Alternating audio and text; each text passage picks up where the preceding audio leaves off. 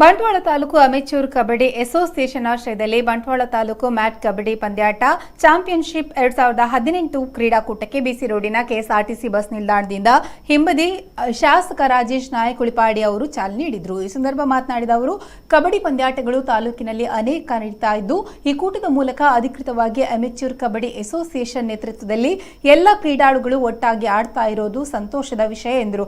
ಕಾರ್ಯಕ್ರಮವನ್ನು ಉದ್ಘಾಟಿಸಿದ Rotary club Bantwal ಅಧ್ಯಕ್ಷ ಮಂಜುನಾಥ ಆಚಾರ್ಯ ಕ್ರೀಡಾಕೂಟಕ್ಕೆ ಶುಭ ಹಾರೈಸಿದರು.